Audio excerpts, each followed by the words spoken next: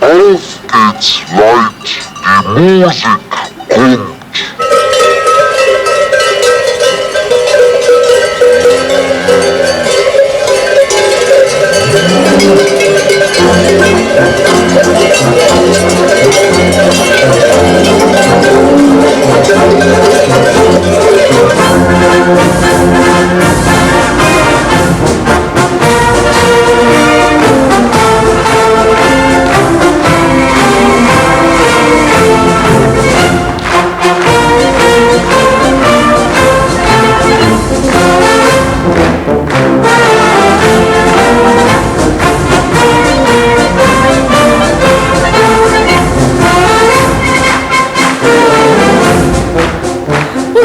Allerbeste Stück ist und bleibt die Blasmusik, und so soll es auch heute sein. Denn sie gibt uns neuen Schwung und hält alle Herzen jung, darum stimmt jetzt mit mir ein.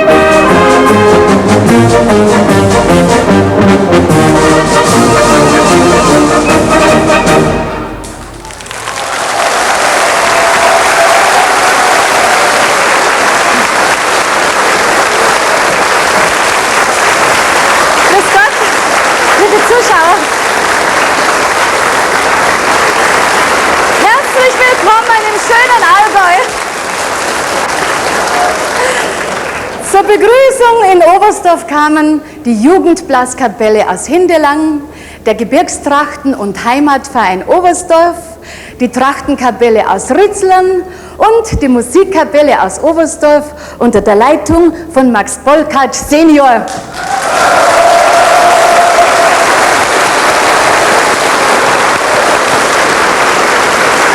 Ja, und bei allen möchte ich mich ganz herzlich bedanken. Liebe Zuschauer, ich habe in einem Bücherl gelesen, dass der Herrgott seine letzten Steine, sein letztes Grünzeug und alles, was er noch gehabt hat, hier in Oberstdorf und seiner Umgebung verarbeitet hat. Und er so erfreut hat er gehabt, weil es ja sein letzter Arbeitsgang war und er noch so ein großes Meisterwerk vollbracht hat.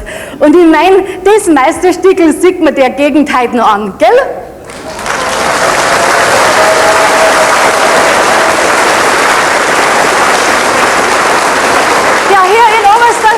Kann man ja direkt in Superlativen schwelgen. Hier gibt es nämlich Deutschlands größten Trachtenverein. Dann gibt es Deutschlands größte Kabinenbahn. Es gibt Deutschlands längsten Höhenweg. Dann gibt es Europas tiefste Bergschlucht, die Breitachklamm. Dann gibt es die größte Skiflugschanze und den größten Schuh der Welt.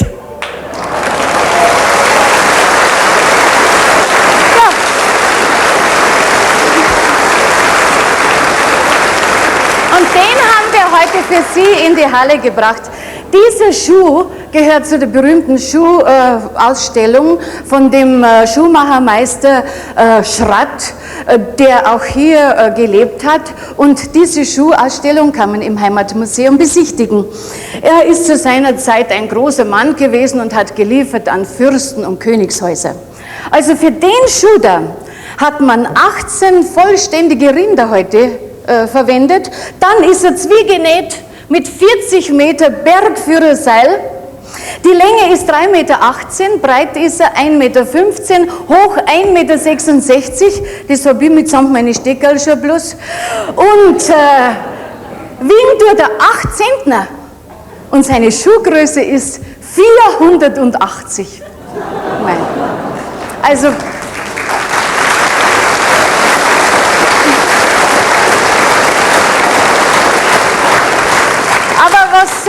was tut man mit so einem Schuh, wenn man keinen zweiten dazu hat, gell? Und dann keine Füße, die da reinpassen. Aber da haben wir Schuhe, da fällt sich gleich gar nichts. Und da passen auch die Füße rein. Die kennen die Oberstdorfer Schuhplattler und die ihrer Jugendgruppe. Also, auf geht's!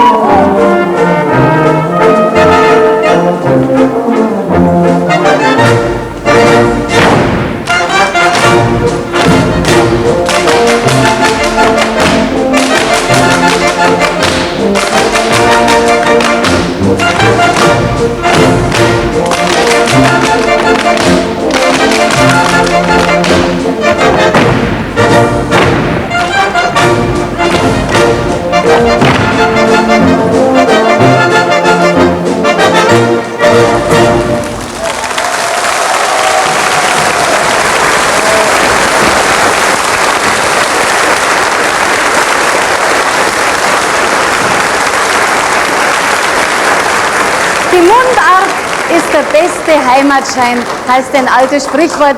Und diesen Heimatschein wird jetzt ein lieber Bekannter unserer Sendung aufweisen. Er ist ein waschechter Allgäuer und schreibt in einem seiner Bücher: Ein schwäbisches Himmelreich ist das Allgäu. Und in dieses Himmelreich führt sie nun Hans Breinlinger.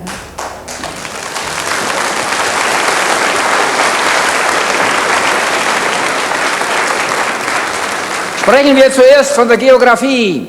Das Allgäu liegt mitten in Europa. Von hier ist es gleich weit nach Rom und Paris, nach Berlin und nach Wien. Das Allgäu ist das Herz von Europa. Als ein Allgäuer aus Hinterstein zu Beginn des Jahrhunderts zum ersten Mal nach Paris fuhr, mit dem Pferdefuhrwerk nach Hindelang, mit dem Postwagen nach Sonthofen, mit der Lokalbahn nach Immenstadt, mit dem Eilzug nach Ulm, mit dem Orientexpress nach Paris. Und als er nach 14 Tagen wieder zurückkam, fragte ihn seine Frau, wie Paris denn sei.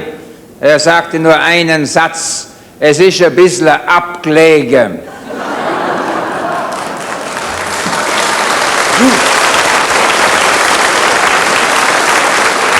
Das Allgäu liegt am Dreiländereck Deutschland, Österreich, Schweiz. Es liegt genau dort, wo die Leute nicht mehr so viel Bier trinken wie in Oberbayern, wo sie nicht so oft singen wie in Württemberg, wo sie nicht ganz so leichtlebig sind wie in Österreich und noch nicht so langsam wie in der Schweiz.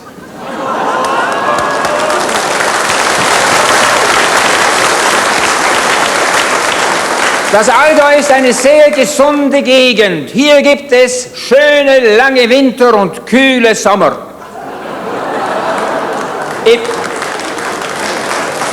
Im Winter ist das Allgäu mit Schnee bedeckt. Er beginnt bei Oberstdorf und reicht bis in den Mai hinein. Im Sommer treibt man die Kühe auf die Berge, weil man unten den Platz für die Kurgäste braucht.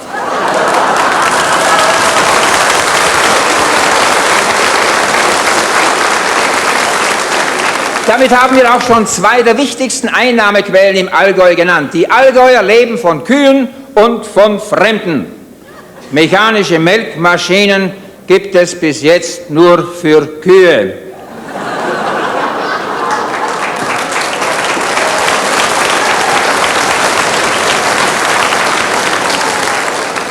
Aber der Fortschritt ist nicht aufzuhalten. Der Allgäuer Erfindergeist ist unermüdlich am Werk, übrigens schon seit Jahrhunderten. Hier im Allgäu hat sich das erste selbstbewegliche Fahrzeug in Memmingen bewegt, und zwar schon im 15. Jahrhundert, 1447. Das war das erste Automobil der Welt. Ein gewisser Kaspar Pfander aus Kempten hat die Strickmaschine erfunden. Ein Johann Socher aus Sonthofen baute das erste Tafelklavier, und dem Ottobeurer Mönch Ulrich Schick gelang 1784 der erste Freiballonaufstieg in Deutschland. Den ersten Bohnenkaffee hat ein Allgäuer nach Deutschland gebracht im 16. Jahrhundert, der Kempter Arzt Dr. Rauwolf. Diese Pionierleistung wird allerdings ein wenig verwässert durch die Tatsache, dass es auch ein Allgäuer war, der den Malzkaffee erfunden hat, der Wasserdoktor Sebastian Kneipp.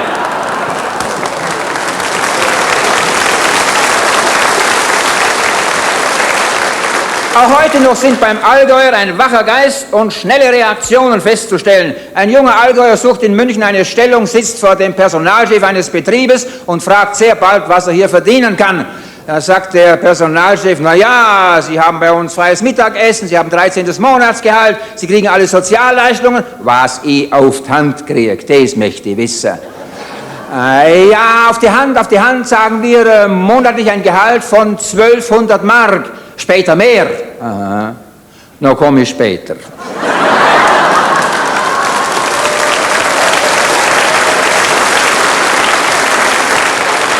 Ja, die Allgäuer sind nicht dumm. Das geht auch aus ihren Sprichwörtern hervor.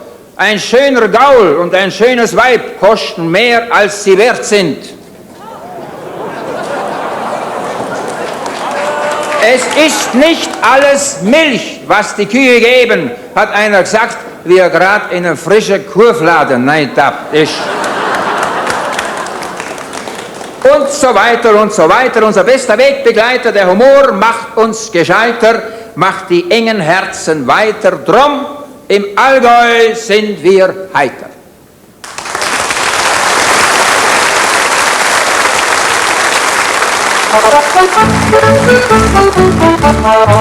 Wir sind die drei vom Illertal. Wir spielen lustig und singen überall. Wir spielen Dur und auch in Moll, wie es die Leute hören wollen. Und klingt dann noch ein Jodler drauf. Er weckt die Herzen alle wieder auf. Es ist erfreut, ja ganz gewiss, denn unser Tal, das ist ein Paradies. Es ist erfreut, ja ganz gewiss, denn unser Tal, das ist ein Paradies.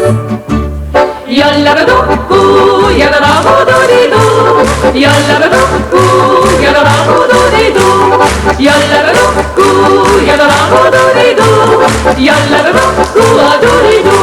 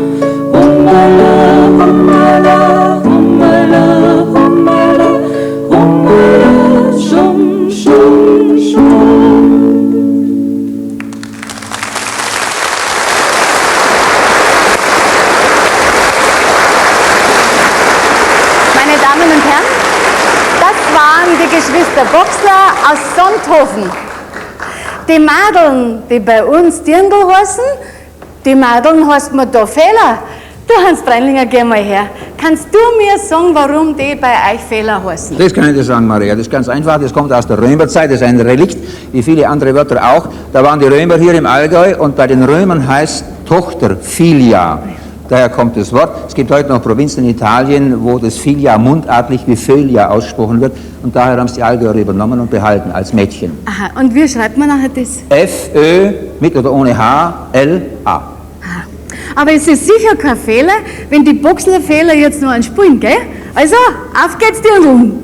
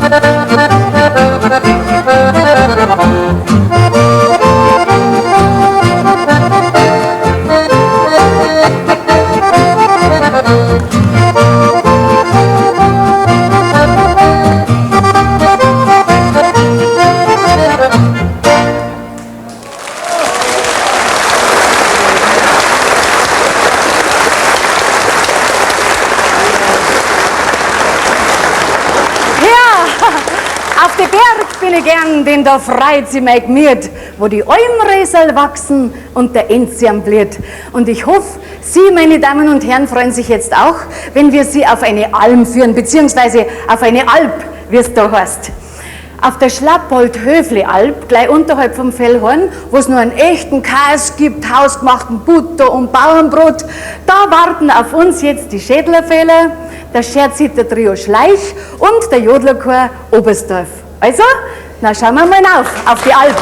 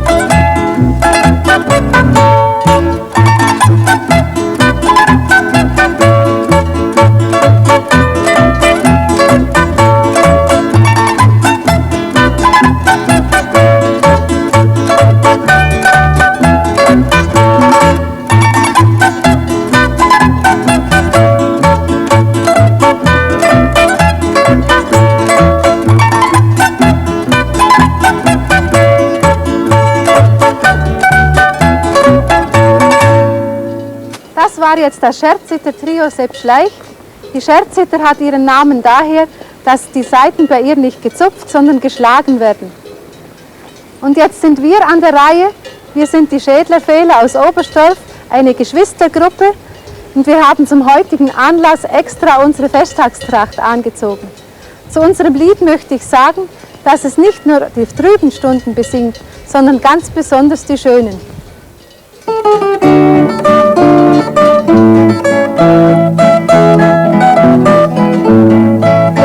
Die Schwere zieht, die Schwerse zieht, wenn Räuberung im Magen liegt, da wird mein Singer da so gut, geht wieder frische Mühe.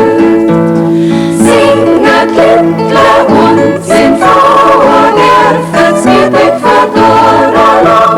Singer Kittler und sind Frauen, der verzwirrt verdorren. Und Singer ist wie Habermark, macht Fehler und macht Bürgerstand. Man dürfte gegen die Tonne lang, mag selber Schwamm kommen. Singer Kittler und sind Frauen, der verzwirrt verdorren. Singer Kittler und sind Frauen, der verzwirrt verdorren. Und wenn man auf der Berge steht, durch Ufer und durch Busche geht, am Hitler wieder runter drüber, dann kehrt ein Liedler dazu. Singer Kittler und sind Frauen, der verzwirrt verdorren.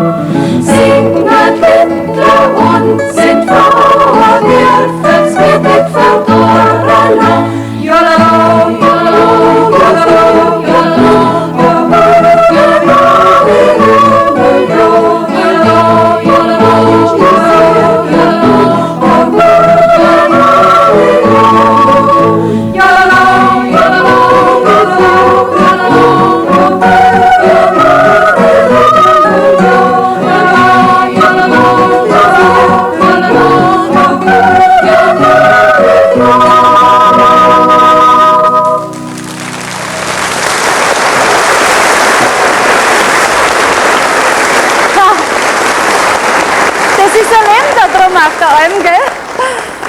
Und Zünfte geht's zu, hab's die drei gesehen mit die Bertha. Mit denen habe ich mich gestern unterhalten. Geschichten haben wir die erzählt. Also da bei euch muss ja noch einiges los sein. Mit dem Schmuggeln und mit den Wildern. Weil ein Versal hat mir der auch gesagt, das hat mir gar so gut gefallen. Ich hoffe, dass es noch zusammenbringt. Und zwar ist das eine Geschichte von einem Wilderer. Also das war er so. Zum Beichten kommt zum Herrn Kaplan, der neu ist nur am Ort, der Bauernbursch, der Florian, und sagt neben anderen dort: Hab gewildert wie der letzte Nacht, hab auf einen Rehbock gezielt und hab'n heimlich mit zugebracht. Der Herr vergib mir die Schuld. Der neue Herr Kaplan weiß weder aus noch ein, was er als Buß jetzt geben soll, und rennt zum Pfarrer rein. Da hab ich einen, der gewildert hat, im Beichtstuhl gleich daneben: Herr Pfarrer, geben Sie mir doch einen Rat, was soll ich denn dem geben? Mei, sagt der Pfarrer, man müsste halt schauen, ob man nicht handeln kommt. Ansonsten gebe ich im Vertrauen über 5 Mark fürs Pfund.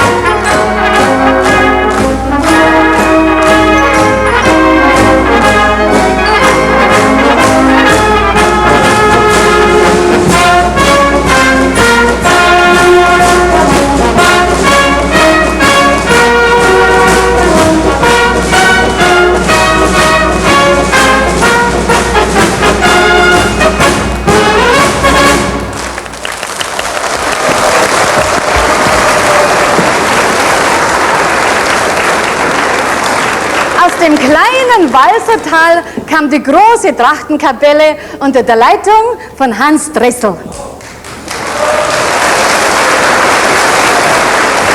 Ja, und jetzt, meine lieben Zuschauer, kommt etwas ganz Besonderes, das nur in Oberstdorf gibt und das auch wiederum nur alle 5 Jahre, den wilden Männletanz.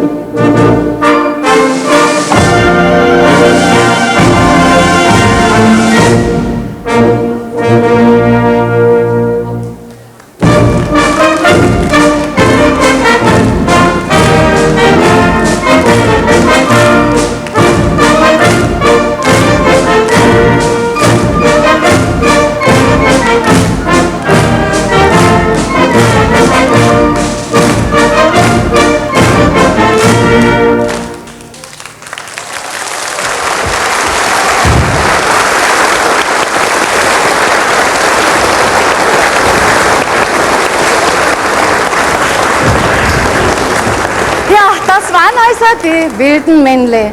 Es ist ja sehr schön, dass es immer noch Leute gibt, die sich für die Erhaltung des alten Brauchtums einsetzen, wie hier zum Beispiel der Herr Anton Köcherle. Gell, stimmt doch, Köcherl. Ja. Was ist denn eigentlich der wilde Männle-Tanz? Ja, der wilde Männle-Tanz ist der älteste Kulttanz aus heidnischer Zeit, der sich nur noch bei uns im Schutze der Hochtäler erhalten hat. Früher gab es den wilde Männle-Tanz von der Hohen Tatra bis nach Hochsavoyen, durch die ganzen Alpen verstreut, auch im Schwarzwald, im Thüringer Wald und so weiter. Sie müssen denken, früher in der Zeit, als die Alemannen und die Römer unser Gebiet durchzogen haben, da sind viele Bauernburschen in die Berge zurückgegangen, um nicht in die römischen Legionen gepresst zu werden. Und dort haben sie ihre alten Tänze weitergepflegt. Ja, und warum ist jetzt der nur alle 5 Jahre? Das kommt aus der Pestzeit. In der Pestzeit ist die Hälfte der Oberstdorfer Bevölkerung von der Pest hingerafft worden. Und eines Tages haben sich also 12, 15 Bauernburschen zusammengefunden und sind in der Verkleidung der wilde Männle durchs Dorf getanzt. Und als sie sich nach einigen Tagen wieder getroffen haben, haben sie festgestellt, dass alle wieder gesund dabei waren. Und da ist die Furcht aus der Bevölkerung gewichen. Und da haben sie sich versprochen, dass sie dann alle 5 Jahre diesen Tanz durchführen werden. Aha, jetzt haben wir ein Bild gesehen. Gibt es da mehrere Szenen davon? Ja, das sind im Ganzen 16 Szenen. Und verschiedene Musik? Nein, das ist eine etwas einfache Musik, für alle Tanzszenen die gleiche. Das ist ein Andante und ein Allegro. Und Sie müssen sich vorstellen, Frau Hellwig, früher hat man das mit einfachsten Instrumenten gespielt, mit Flöten, Holzblasinstrumenten, Trommeln, Bockern und so weiter. Erst im Jahre 1811 hat der Oberstdorfer Schulmeister diese Melodie dann auf Noten gesetzt und hat das dann niedergeschrieben. Und in der Zeit sind dann die Blaskapellen entstanden und die haben dann den Tanz übernommen und weitergespielt bis heute. Jetzt hätte ich noch eine Frage, wie ist denn das eigentlich mit dem Gewand? Aus was besteht denn das da? Das Gewand ist ein Tannenbart, Das ist eine sogenannte Moosflechte, die wächst in Höhenlagen zwischen 15 und 1800 Meter an Forchen und Fichten. Ja. Und das auf dem Kopf, das ist ein Kranz aus einem Stechholder, also eine Stechpalme, die auch im Hochgebirge sehr viel vorkommt. Alles von der Natur, aber das sind keine Geister, gell? Nein, das sind echte Menschen, das sind keine Waldgeister und Gnomen. Ja, das ist meiner bloß, weil bei uns in die Berge und auf die Alme, da gibt's doch noch so viele Geschichten und Lieder von Geister und Hexen. Und so ein Lied hab nämlich ich mitgebracht. Das handelt von der verhexten Alm. Jetzt darfst du bloß noch sagen für den Leitneralp. Wohl, wohl? So. Drum auf der Leitneralm, da geht's zwei wenn wir an Neumond haben und Mitternacht rum. Klappt's es oder klappt's es nicht? Mir ist egal.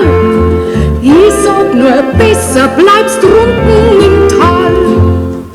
Den Schlafzweifel bei der Nacht kommt da drum ein Wind auf. Türen knarzen und Fenster läden. Und aus dem Kamin hört man ein ganz greisliches Lachen.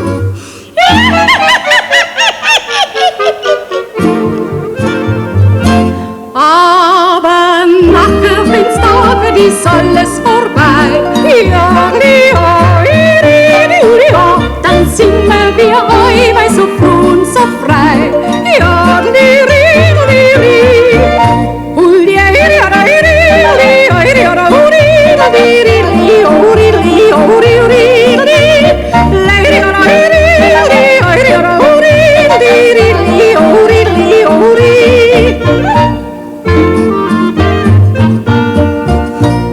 Drum auf der Leitneralm, da wär's fein schön. Tät's in der Geisterstund da drum nicht umgehen. Die Seele ist von der Sängerin, zum Leid dazu. Schön ist gewesen, aber best, drum find's keine Ruhe. Verhext sollst die Burschen haben, dass so manchen Blind vor Lieb runtergekaut hat über die Felsenwand. Und von ihr hat er weiter nix gehört, als wär ein ganz greisliches Lachen.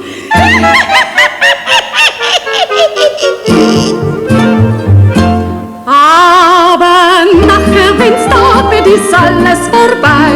Ja, dann singen wir euch so froh und so frei. Ja,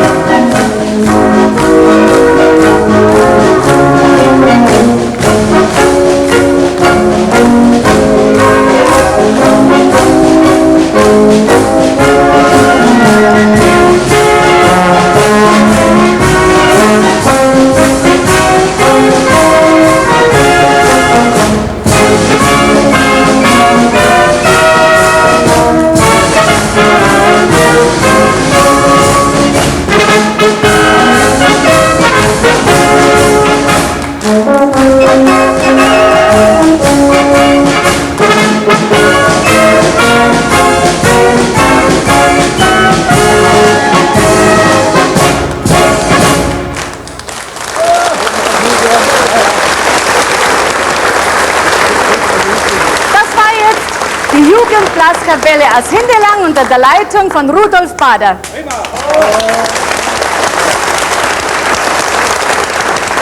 In den Bergen ist es schön, singt jetzt der Männerchor aus Oberstdorf unter der Leitung von Kantor Lüders. Und wenn dann die zweite Melodie erklingt, dann glaube ich, dass wir sehr viele Wünsche erfüllen können, und zwar mit dem Lied Der Alpensohn. Aber zunächst, in den Bergen ist es schön. In den Bergen ist es schön, herrlich auf den freien Höhen, wo der Adler über Wolken schwebt und die ganze Felsenhang belebt. Herrlich schön, herrlich schön, herrlich schön, herrlich schön sind doch allweil deine Höhen, herrlich schön. Aus dem Steingerölle hell springt ins Tal hinab der Quell, Edelweiß und Enzianen blühen und die lieben Alpenrosen blühen. Herrlich schön, herrlich schön, herrlich schön, herrlich schön sind doch allweil deine Höhen, herrlich schön.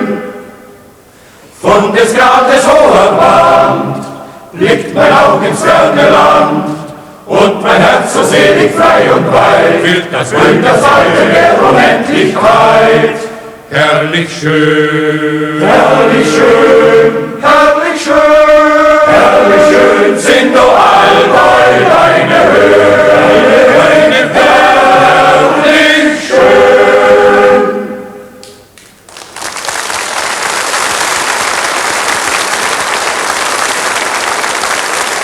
Oh Alpenland, wie bist du schön! Sei's, wenn die Wolken schwarz umziehen, sei's, wenn die Alpen golden glühen, sei's, wenn die Sterne am Himmel stehen. Der Heimatstolz, das schönste Pfand, es ist des Alpensohnes Treue, mit jedem Tag ruft er aufs Neue. Mein Herz gehört dem Alpenland, mein Herz gehört dem Alpenland. Wenn Samen auf den Alpen hört, im Tal das hohe Glöcklein schallte, des Alpenhornes Ton verhallte, dann eilt zur Sendit hin der Hirt, nimmt schnell die Zither von der Wand und singt nach seiner schlichten Weise. Erst laut, dann immer leise, leise, immer leise, immer leise. Mein Herz gehört dem Alpenland, mein Herz gehört dem Alpenland.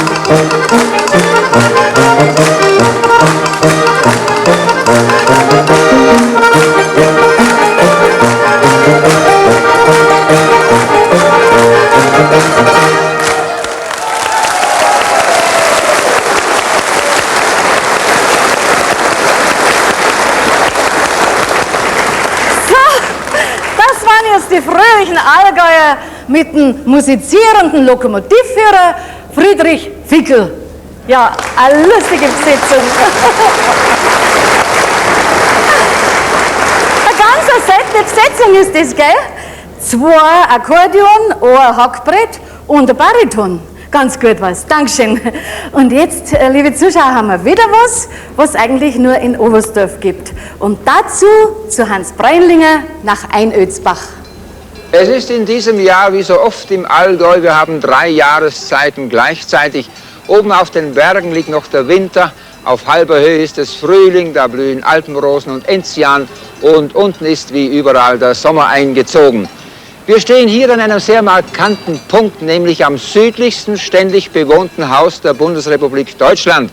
Da wohnt der Anton Haug drin mit seiner Familie, Frau, Tochter, Schwiegersohn, Enkelkinder. Herr Haug, Sie sind der südlichste Deutsche. Es gibt natürlich auch einen nördlichsten. Was meinen Sie, wo der vielleicht wohnen könnte? Der wohnt oben in Friesland auf der Insel Sylt. Ja, er weiß es ja ganz genau. Die Insel Sylt liegt in der Nordsee, an der Westküste von Schleswig-Holstein und die reicht noch ein bisschen weiter hinauf nach Norden als das deutsche Festland. Und dort am Nordende der Insel lebt der nördlichste Deutsche. Das ist der junge Mann, der da im Dünengras liegt, der wartet schon auf uns. Hallo! Ja? Hier meldet sich der deutsche Südpol. Guten Tag, Herr Andresen. Tag, Herr Breilinger. Ich habe Ihnen gesagt, dass ich Sie, den nördlichsten Bundesbürger, mit dem südlichsten bekannt machen möchte. Hier steht er neben mir, das ist der Herr Haug. Tag, Herr Haug, Sie sind also mein Gegenpol. Ja, das stimmt. Grüß Gott, Herr Andresen. Andresen heißt er. Sie beide sehen Sie jetzt auf diese Weise zum ersten Mal. Herr Andresen, jetzt erklären Sie doch bitte mal dem Herrn Haug, wo genau Sie wohnen und wie man zu Ihnen kommt. Ich nehme an, Sie kennen Hamburg. Von Hamburg fahren Sie mit dem Auto bis Nibel. In Nibel wird Ihr Wagen dann verladen auf dem Autozug. Dann fahren Sie mit dem Zug über den Hindenburgdamm nach Westerland auf Sylt. Von Westerland auf Sylt fahren Sie mit dem Auto gen Norden über Kampen. List lassen Sie rechts liegen und dann fahren Sie zum Ellenbogen. Auf dem Ellenbogen stehen 2 Leuchttürme, einmal das Ostfeuer und das Westfeuer. Unterhalb des Westfeuers ist mein Haus, das ist das nördlichste Haus Deutschlands. Ja, und in dem Haus wohnt der Herr Andresen mit seiner Familie, eine Frau und 3 Kinder. Herr Hauges, müssten Sie ihm erklären, wie er zu Ihnen runterkommen könnte? Ja, über Stuttgart, Ulm, ins Allgäu, nach Oberstdorf. Und von Oberstdorf sind es noch 12 Kilometer nach Einödsbach mit dem Stellwagen. Oder zu Fuß? Oder zu Fuß. Und da sind wir dann 1153 Kilometer von Andresens Haus entfernt. Ich habe die Strecke abgefahren. Wie hoch liegt Ihr Haus, Herr Haug? 1142 Meter. Wie hoch liegt Ihr Haus, Herr Andresen? Circa auf dem Nullpunkt. Auf 0? Das würde bedeuten, dass Ihnen die Nordsee zur Haustüre reinlaufen kann. Nein, mein Haus ist von einer Dünenkette umgeben und dadurch geschützt. Ja, es gibt auch droben Berge, es sind die Dünen, aber es sind so um 30 Meter rum bloß. Die haben ja als Hauptattraktion das Meer. Wollen wir dem Herrn Andresen einmal zeigen, welche Berge man von Ihrem Haus aus sieht, Herr Haug? Da haben wir rechts die beiden Zacken. Was ist das? Das sind die Berge der Guten Hoffnung mit 2200 Meter. Dann nach links ein breiter Rücken. Das ist die Hochflotspitze mit 2648 Meter. Und links nochmal ein breiter Rücken. Das ist die Mäderlegabel mit 2645 Meter. Und das alles sind Grenzberge, teils in Deutschland, teils in Österreich. Und jetzt haben wir aber links dieses scharfe Gezacke. Das ist die Trettachspitze mit 2595 Meter. Und nun haben wir hier die schönen grünen Wiesen, die sind das Fundament der Allgäuer Milchwirtschaft. Oben bei Ihnen, Herr Andresen, liegt der Reichtum im Meer. Wie sieht es denn mit dem Fischfang aus? Hier werden Seezungen gefischt, Muscheln. Die Muscheln werden nach Holland, Belgien und Frankreich versandt. Aber hauptsächlich haben wir hier aber die Krabbenfischerei. Hier kommen die Tönninger, Husumer und Büsumer Fischkutter und fischen hier die Krabben, die werden zum Festland verschickt. Haben Sie auch mit Fischfang zu tun oder was machen Sie eigentlich beruflich? Nein, ich habe da nichts mit zu tun. Ich bin beim Wasser- und Schifffahrtsamt beschäftigt. Ja, ist das nicht da drauf, der Leuchtturmwärter? Der Leuchtturmwärter, nein, der Leuchtturm ist wie die meisten an der Küste auf Automatik gestellt. Aber Herr Haug, Sie wollten, glaube ich, irgendwas wissen vom... Ja, wie ist das noch da mit dem Wattenmeer, wo ist eigentlich das? Das Wattenmeer. Ja, das ist so. Das Wattenmeer liegt zwischen Festland und der Insel. Bei Eppel läuft das Wattenmeer trocken. Bei Flut hingegen steigt das um 2 Meter. Daher ist das Wattenmeer bei Flut überflutet. Im Gegensatz zur Westseite, da merkt man den Unterschied nicht so deutlich, da der Meeresgrund tiefer liegt. So, wollen wir noch irgendwas wissen vom Herrn Andresen? Habt ihr eigentlich auch Trachten und Volksmusik da droben? Nein, so viel wie bei Ihnen gibt's nicht bei uns. Warum nicht? Ja, das hat damit zu tun, weil die junge Generation hier wegzieht, weil hier keine Arbeit ist. Dann wird es wohl auch wenig Volksmusik geben. Nein, wir haben fast keine Volksmusik, aber uns macht das Meer die Musik, das Meeresrauschen. Na, wir machen hier die Musik immer noch mit Instrumenten, zum Teil mit den alten typischen Gebirgsinstrumenten wie Alphörner. Haben Sie das schon mal gesehen, Herr Andresen? Nein. Mit einem Hirtengruß der Oberstdorfer Alphornbläser wollen wir uns jetzt hier im Allgäu von Ihnen auf Sylt verabschieden. Wiedersehen, Herr Haug, Wiedersehen, Herr Breilinger.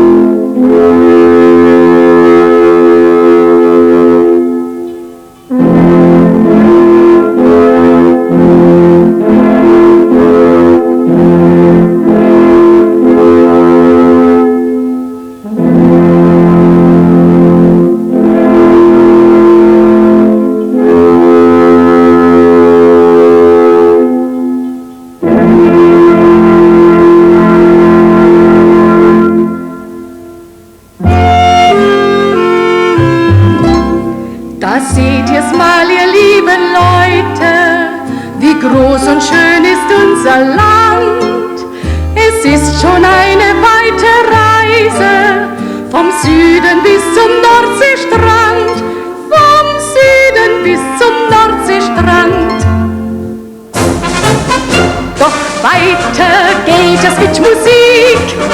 Es spielen jetzt für Sie das Trettach-Trio und die Blasmusik, ein flottes Potpourri.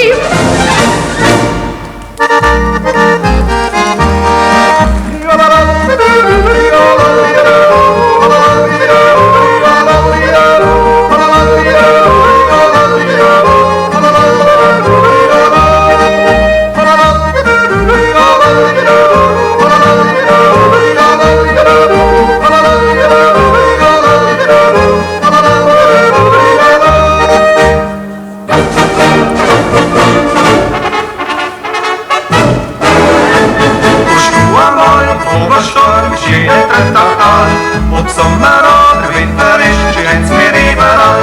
Wenn's Krieg auf der Berge wird, Sonne schenkt es da. Noch mehr mit dieser Musik her, spielen die überall.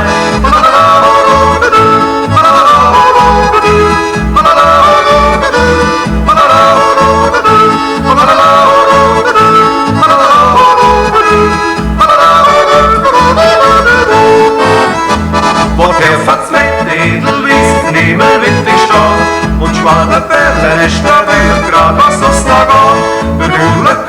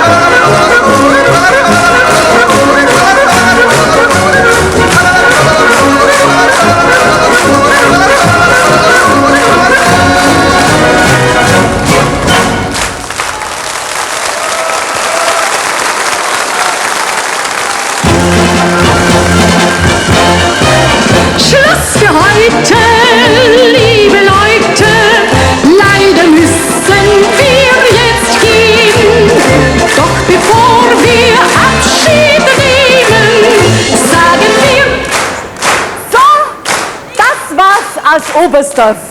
Das nächste Mal kommen wir am 31. August von der Funkausstellung aus Berlin.